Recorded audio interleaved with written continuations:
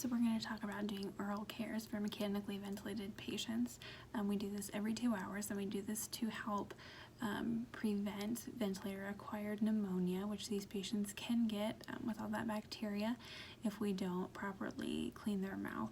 So the first thing that we're going to do is knock on the door, introduce ourselves, wash our hands, and then we're going to apply the appropriate PPE, always gloves, especially gloves.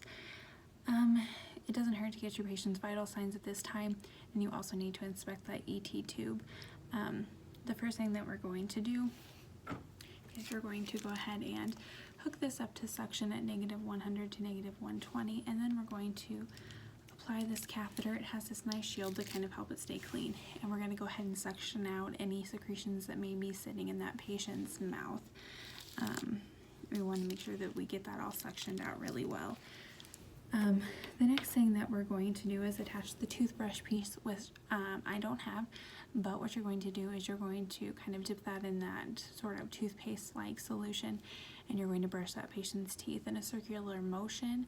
You want to get the fronts, the backs of the teeth, inside out. You want to make sure that you're getting the molars. You want to make sure that you're getting all those teeth nice and clean. You want to make sure that you are not being too gentle or too harsh.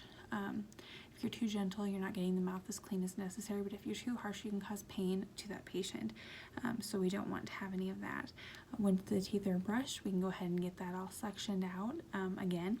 And then we need to go ahead and use this and a little bit of mouth moisturizer to moisturize the mouth. So we're going to moisturize the inside of the cheeks, the tongue, the roof of the mouth. We want to make sure that we're getting around the gum line as well as the patient's lips with that moisturizer. Then the next thing that we're going to do is we're going to use this suction catheter.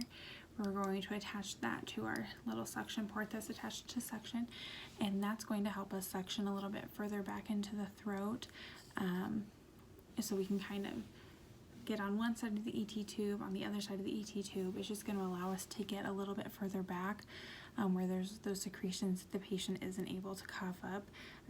This is what's going to help us get that removed for that patient.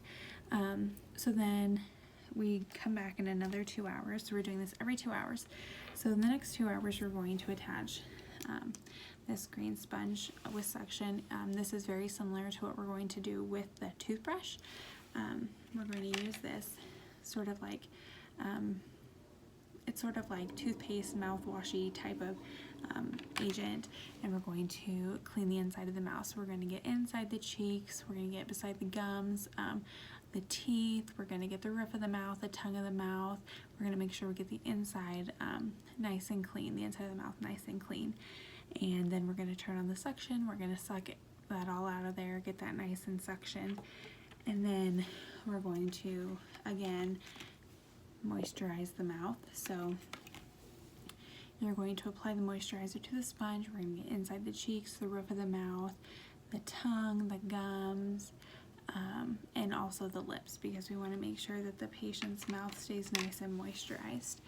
And then before you leave, we're also going to inspect that ET tube again.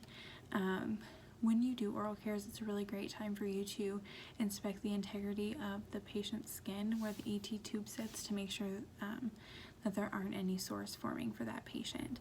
So we'll do these cares for these ventilated patients every 2 hours.